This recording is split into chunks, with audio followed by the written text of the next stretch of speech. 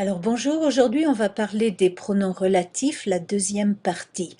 Nous avons étudié déjà où, dont, ce qui et ce que, qui et que, ça c'était la première partie.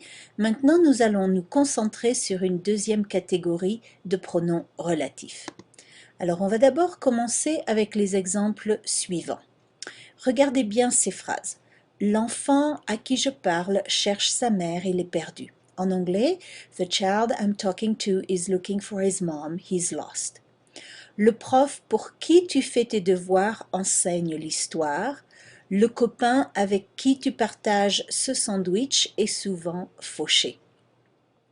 Alors, qu'est-ce que ces trois phrases ont en commun? Ces trois phrases ont en commun qu'elles utilisent une préposition, et on parle de l'enfant, le prof, le copain, ce sont des personnes.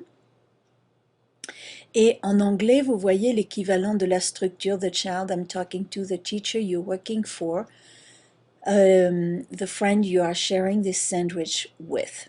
Alors, si vous regardez, il y a une différence, bien sûr, entre la structure en anglais et la structure en français. En anglais, the child I'm talking to, en français, on prend cette préposition et on la met directement après ce qu'on appelle l'antécédent. Et ensuite, on a qui parce que c'est une personne, l'enfant à qui je parle. The teacher you're working for, on prend la préposition et on la met tout de suite après pardon, le prof, et qui parce que le prof est une personne. Même chose ici, with devient avec, que l'on place tout de suite après l'antécédent, copain, qui est une personne, et ensuite on utilise qui. Donc, si vous regardez, en fait, ça c'est l'anglais parlé. Si vous parliez anglais très correctement, et ça paraît un peu trop formel dans le style parlé, en fait, nous aurions the friend with whom you are sharing this sandwich is often broke. Et si vous regardez cette phrase formelle anglaise, en fait, la structure très correcte et très formelle correspond exactement à la structure française utilisée. The friend, le copain, with, avec, whom, qui. D'accord? Donc en fait, l'anglais et le français sont similaires dans l'aspect formel. Dans l'aspect plus commun, plus familier, c'est différent. Et on ne peut pas avoir en français le copain que tu partages ce sandwich avec. Ça ne peut pas marcher. Ou le prof que tu fais tes devoirs pour.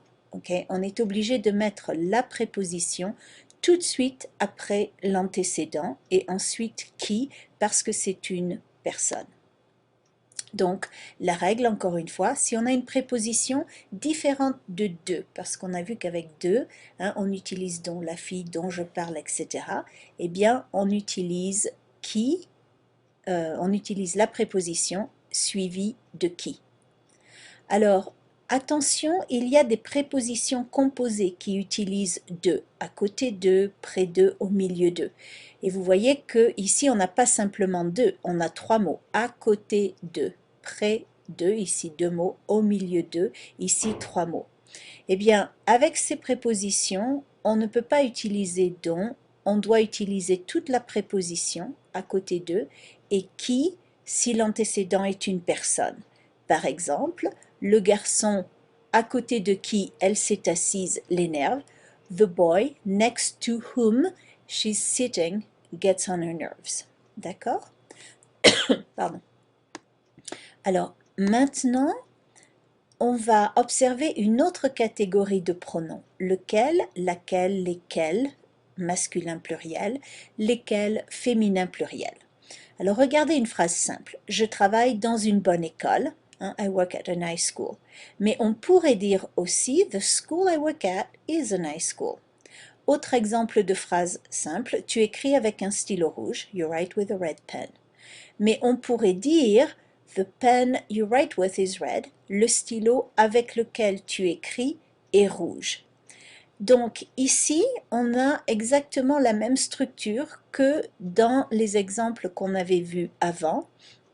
C'est-à-dire que si vous regardez encore une fois, n'est-ce pas, ici, j'ai la préposition at qui devient dans en français et je la mets tout de suite après l'antécédent. Le mot école est une chose et c'est un mot féminin, donc j'utilise laquelle. Dans cet exemple, the pen you write with devient avec, et ensuite on le place tout de suite après l'antécédent qui est stylo, et on utilise lequel parce que stylo est une chose et c'est masculin singulier.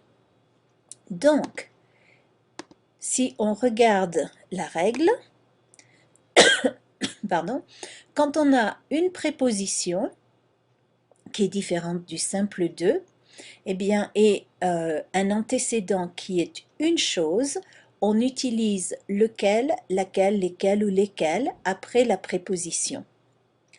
Il est possible d'utiliser lequel, laquelle, lesquels ou lesquels avec une personne. Par exemple, ce n'est pas faux de dire la femme avec laquelle il va se marier vient de la Martinique.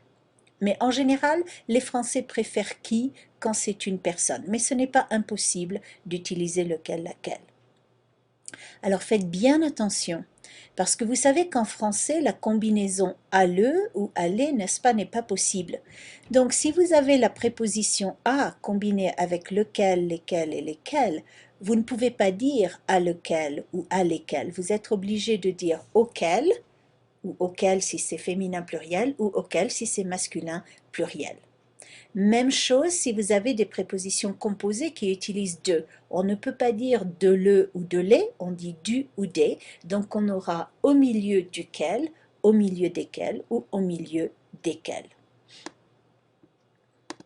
Alors, les exemples de prépositions composées avec de, vous pouvez poser la vidéo et regarder. Voici une liste des prépositions les plus courantes avec leur équivalent en anglais. Voici des exemples. La rivière, le long de laquelle les amoureux se promènent, coule paisiblement. The river along which the lovers are walking, runs peacefully. Les nuages au-dessus desquels l'avion vole sont comme du coton, the clouds above which the plane is flying are like cotton. Donc voilà pour lequel, laquelle, lesquels, etc. Et finalement, il y a un dernier pronom qui est quoi? Alors, regardez et comparez les exemples suivants.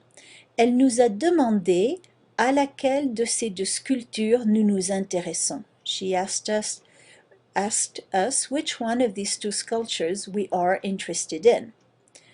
Comparé à elle nous a demandé à quoi nous nous intéressons. She asked us what we were interested in. Dans la première phrase, j'utilise laquelle parce que je sais exactement à quoi nous nous intéressons. C'est deux sculptures, c'est très précis. Par contre, dans la deuxième phrase, à quoi nous nous intéressons? Des sculptures, des livres, de la musique, la biologie, la chimie, on ne sait pas. C'est très vague.